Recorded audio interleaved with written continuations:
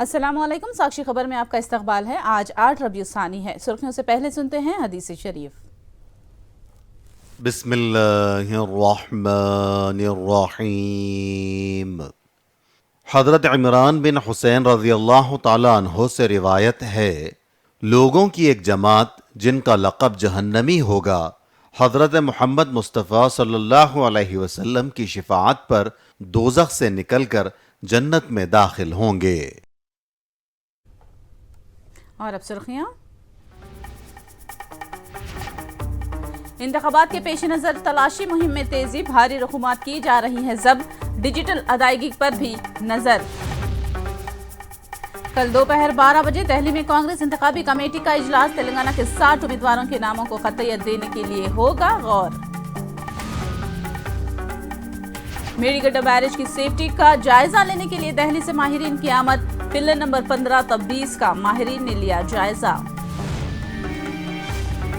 26 अक्टूबर से एपी भर में वायएसआर कांग्रेस की बस यात्रा, 175 नशिस्तों पर कामयाबी, यात्रा का मकसद। और अब तफसील। 5 रियासतों के इंतखाबात के मौके पर डिजिटल अदायगी पर ईसी ने तवज्जो मरकूज की है। जाती खातों समेत तमाम सियासी पार्टियों के खातों में नजर रखी जा रही है। मुतालिका बैंकों से लगातार मुलाकात की जा रही है। रोजाना की इजाजत से ज्यादा रकम की मुंतकिली वाले खातों की फहरिस्त फराहम करने की बैंकों को हिदायत दी गई है। इंतखाबात के तनाजुर में तेलंगाना भर में पुलिस ने तनख्ही के अमल को तेज कर दिया है। तनख्ही के दौरान भारी मिकदार में रकम और सोना जब्त किया जा रहा है। दस्तावेजात के बगैर ले जाने वाली नकद रकम पुलिस जब्त कर रही है। वाज़ेह रहे कि 50,000 रुपये से जायद की रकम ले जाने पर दरकार दस्तावेजात दिखाना होगा। तेलंगाना भर में अब तक 307 करोड़ रुपये मालियत की रकम व अशिया जब्त की गई है।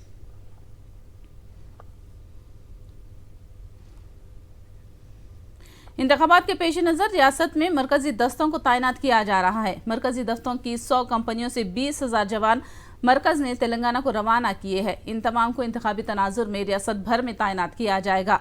अजला में मरकजी दस्तों को रवाना करने का अमल शुरू हो चुका है।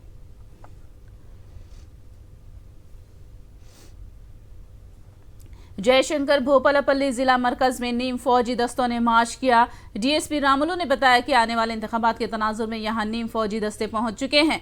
डीएसपी ने पुरअमन माहौल में अवाम से अपने हक़ राय दही का इस्तेमाल करने की अपील की है। उन्होंने बताया कि जिले में और अजला के माबैन चेक पोस्ट कायम किए गए हैं। बीजेपी की पहली फहरिस्त जारी होने के बाद पार्टी के लिए परेशानियों का सिलसिला शुरू हो गया है। टिकट न मिलने वाले चंद कायदीन और नाराज लीडर्स पार्टी छोड़ने की तैयारी कर रहे हैं। कोमटिरेड्डी राजगोपाल रेड्डी व साबिक एमपी विवेक पार्टी छोड़ने की तशहीर हो रही है। इसी तनाजुर में कायदीन को बचाने के लिए बीजेपी मैदान में उतर आई है। किशन रेड्डी ने कहा कि दोनों कायदीन से बातचीत की जा रही है। दूसरी जानिब गदवाल में मुनक़िद होने वाले जलसे आम में अमित शाह की शिरकत के तनाजुर में तैयारियों पर बीजेपी ने तवज्जो मरकूज की है। तेलंगाना असेंबली इंतखाबात के लिए कांग्रेस पार्टी अपनी दूसरी फहरिस्त जारी करने की तैयारी कर रही है। इसी तनाजुर में कल दोपहर 12 बजे कांग्रेस सीएसपी का इजलास मुनाकिद होने जा रहा है। इजलास के बाद दूसरी फहरिस्त को खतियत दिए जाने का इम्कान है। याद रहे कि कांग्रेस ने पहली फहरिस्त में 55 उम्मीदवारों की फहरिस्त तैयार की थी, जबकि मजीद 60 उम्मीदवारों के नामों का ऐलान किया जाना है। 4 सीटें बाएं बाजू जमातों को कांग्रेस ने इत्तेहाद के तनाजुर में मुख्तस कर दी हैं। 26 और 27 अक्टूबर को कांग्रेस के अहम कायदीन घर घर इंतखाबी मुहिम में हिस्सा लेंगे। 26 को मुत्तहिदा जिला वरंगल, नलगुंडा और हैदराबाद में तशहीरी मुहिम चलाई जाएगी, जबकि 27 को मुत्तहिदा अजला रंगारेड्डी, आदिलाबाद, करीमनगर, मेदक और निजामाबाद का दौरा किया जाएगा। 2 दिन में 40 असेंबली हलकों का इहाता किया जाएगा। संगारेड्डी एमएलए जगारेड्डी ने सनसनीखेज बयान दिया है। उन्होंने दावा किया कि वो 10 साल के अंदर तेलंगाना के वजीर आला बन जाएंगे। उन्होंने संगारेड्डी में मुनाकिदा दशहरा तकरीब में शिरकत की और दावा किया कि वो संगारेड्डी की आवाम की दुआ से आने वाले 10 साल के अंदर तेलंगाना के वजीर आला जरूर बनेंगे। जगारेड्डी के रिमार्क के बाद कांग्रेस में सनसनी फैल गई है। నా మనసులో ఉన్న కోరిక దశమి రోజు చెప్తున్నా, విజయదశమి రోజు మీ అందరి ఆశీర్వాదము ఇవ్వండి. ఇట్లనే ఈ తెలంగాణ రాష్ట్రానికి మీరందరు కడుపులో పెట్టుకొని కాపాడుకోండి. ఇంకో 10 ఏళ్ళకైనా సరే తెలంగాణ రాష్ట్రానికి ముఖ్యమంత్రి అయి తీరుతా.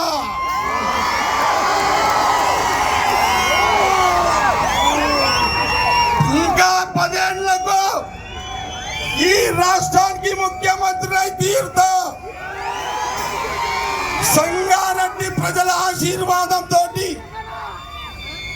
తెలంగాణ ప్రజల ఆశీర్వాదంతో జగ్గారెడ్డి ఈరోజు మనసులో ఉన్న మాట మీకు చెప్తున్నా.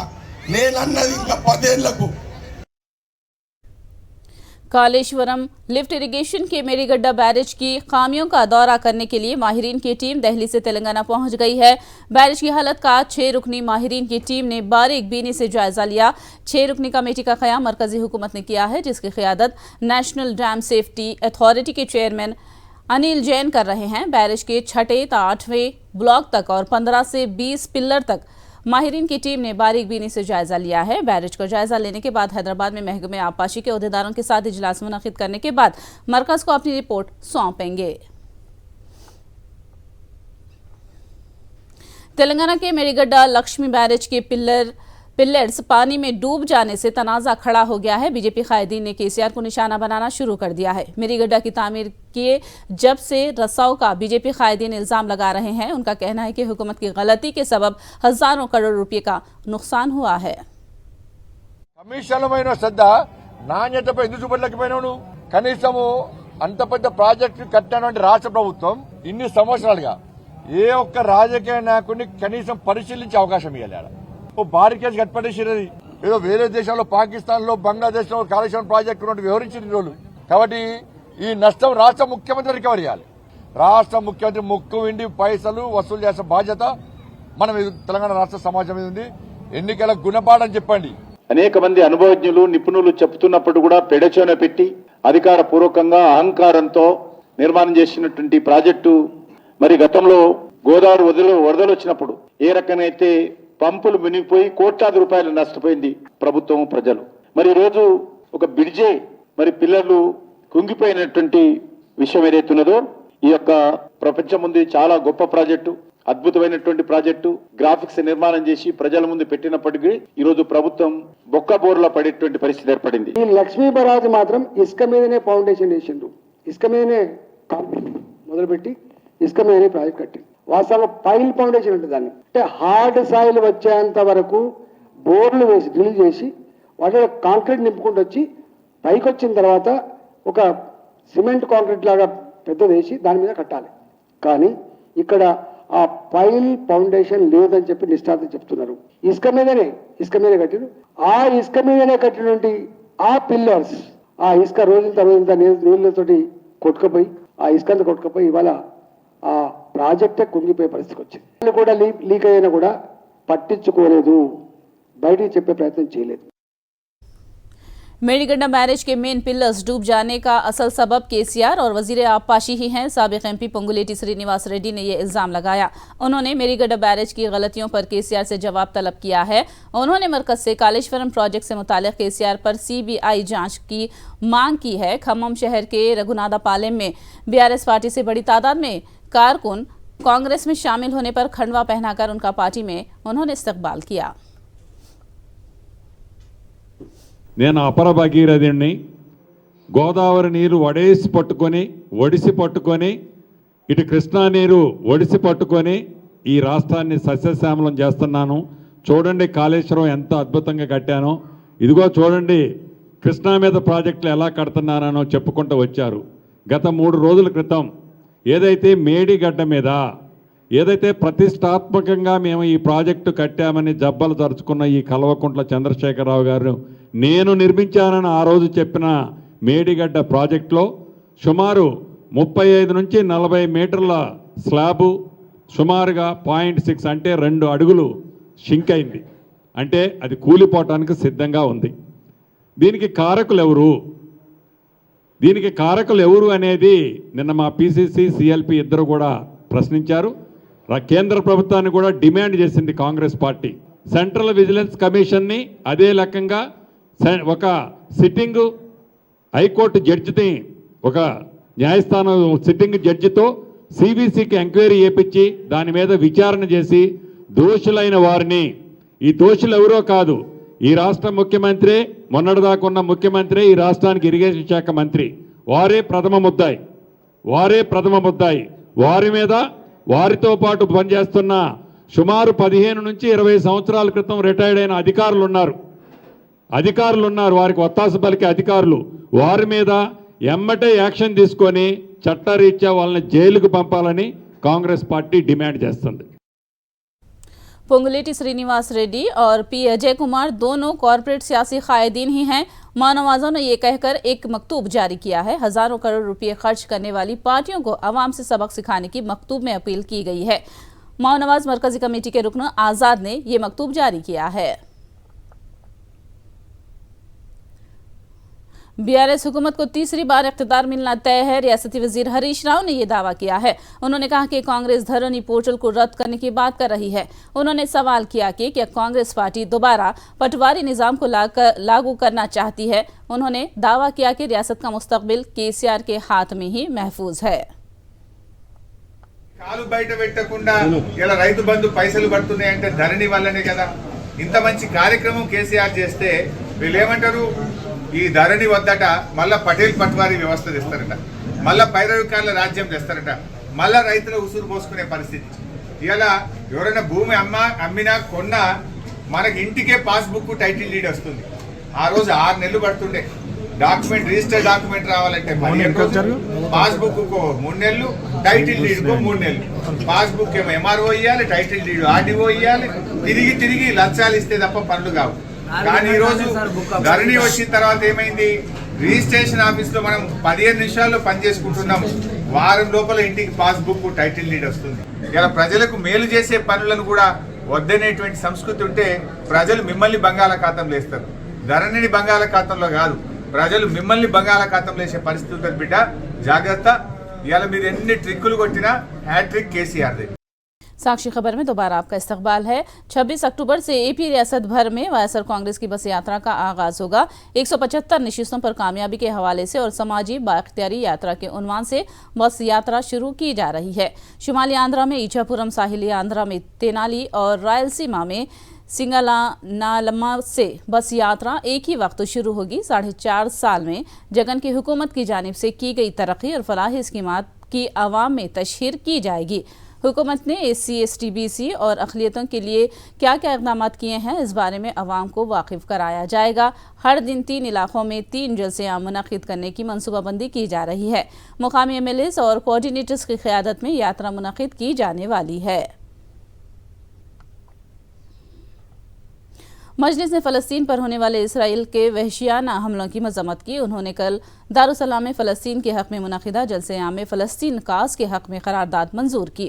असद अवैसी ने कहा कि फ़लस्तीन फ़लस्तीनियों का ही है और इसके मफाद और हुकूक़ की हिफाजत होनी चाहिए। उन्होंने इसराइल के गासिबाना कब्ज़े की मज़म्मत की और मासूम फ़लस्तीनियों के क़त्ल-ए-आम को फ़ौरी रुकवाने के लिए दबाव बनाने का आलमी बिरादरी से मुतालबा किया है।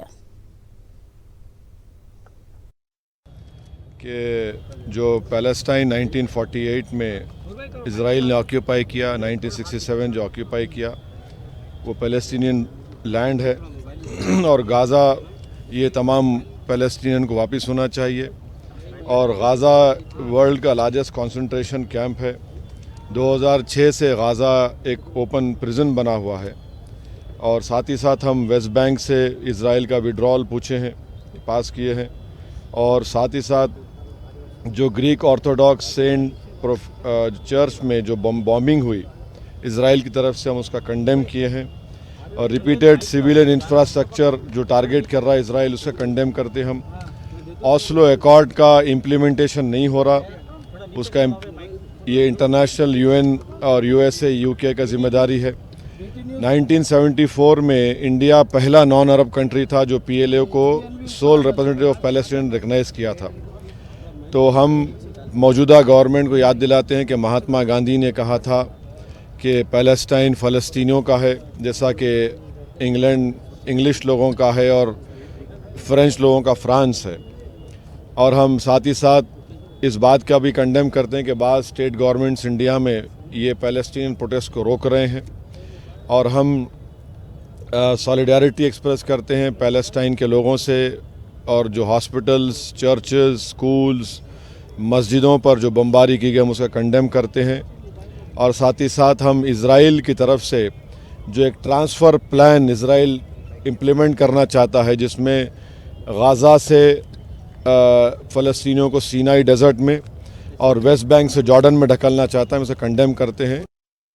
कोयम्बतूर में मुस्लिम तंजीमों की जानिब से फ़लस्तीन की तायद में जलसे आम का इनेकाद किया गया। इस मौके पर मुकामी ख़वातीन की कसीर तादाद ने शिरकत की और इसराइल की जानिब से गज़ा और फ़लस्तीनी अवाम पर हो रहे मज़ालिम व हमलों की शदीद मज़म्मत की। इस मौके पर फ़लस्तीनी अवाम की मदद करने की अपील की गई और इसराइल की जानिब से हमलों को रुकवाने की आलमी ताकतों से मांग की गई।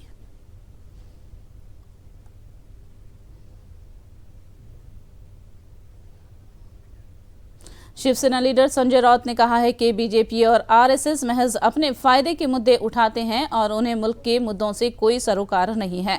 उन्होंने मुंबई में मीडिया से बात करते हुए मणिपुर तशद्दुद और लद्दाख में चीनी फौजियों की तरंदाजी और कब्जे पर मरकजी हुकूमत की मानेखेज खामोशी पर तनकीद की। 1 साल से मणिपुर में वायलेंस चल रहा है। जो गाजा में हुआ है वही मणिपुर में हुआ है। कत्लेआम हुई लोगों की वहाँ। दूसरी बात है महिलाओं को नंगा करके घुमाया है और हमारी जो सरकार है केंद्र की मोहनराव भागवत जी के आशीर्वाद से चल रही है आरएसएस, वो सरकार मणिपुर से भाग गई। उस बारे में आप बोलिए। मणिपुर में आप बोलते हो तो लद्दाख के बारे में बोलिए। मणिपुर के हिंसा में चाइना का हाथ है, सबको मालूम है, इसलिए सरकार चुप बैठी है। लद्दाख में चीनी सेना घुस गई है, सबको मालूम है। वहाँ उस लद्दाख के ऊपर ना आरएसएस के सरसंघ चालक साहब हमारे बोल रहे हैं ना मोदी जी बोल रहे हैं। जो राजनीतिक फायदे वाली बात है उसके ऊपर आप बात करते हैं, जो आपके फायदे की बात नहीं है उसके ऊपर आप चुप बैठते हो। आज दशहरा है, एक पवित्र दिन है। आज सभी ने सच बोलना चाहिए और राष्ट्रहित की बात करनी चाहिए। दिल्ली में आज मौसम में बेहतरी आई। पिछले 2 दिन के मुकाबले में अवाम आलूदगी को कम महसूस कर रहे हैं। आम शहरियों का कहना है कि AQI की सतह अभी भी बहुत ख़राब है। ऐसे में आने वाले दिनों में दिवाली त्यौहार आने वाला है, तब माहौल ज़्यादा ख़राब होने के इम्कान पर दिल्ली वालों ने तशवीश का इजहार किया है। आलमी शोहरत याफ्ता मैसूर पैलेस में दशहरा त्यौहार पुरजोश अंदाज में मनाया गया। राजासुदा में रिवायती अयोध्या पूजा अंजाम दी गई और महल को दुल्हन की तरह सजाया गया। खास महल की खुसूसी सजावट देखने के लिए मुल्क के कोने कोने से लोग दशहरे के मौके पर मैसूर आते हैं।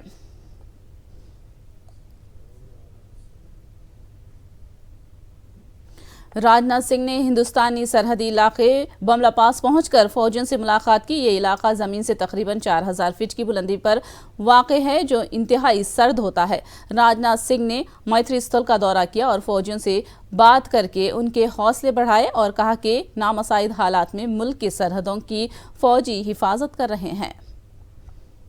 आखिर में सुर्खियां एक बार फिर। इंतखाबात के पेश नज़र तलाशी मुहिम में तेजी, भारी रकूमात की जा रही है जब्त। डिजिटल अदायगी पर भी नजर। कल दोपहर 12 बजे दिल्ली में कांग्रेस इंतखाबी कमेटी का इजलास। तेलंगाना के 60 उम्मीदवारों के नामों को कतईयत देने के लिए होगा गौर। मेड़ीगड्ढा बैरेज की सेफ्टी का जायजा लेने के लिए दिल्ली से माहिरीन की आमद। पिल्लर नंबर 15 तक 20 का माहिरीन ने लिया जायजा। 26 अक्टूबर से एपी भर में वायएसआर कांग्रेस की बस यात्रा। 175 नशिस्तों पर कामयाबी यात्रा का मकसद। साक्षी खबर में फिलहाल इतना ही। साक्षी टीवी पर खबरों का सिलसिला जारी रहेगा।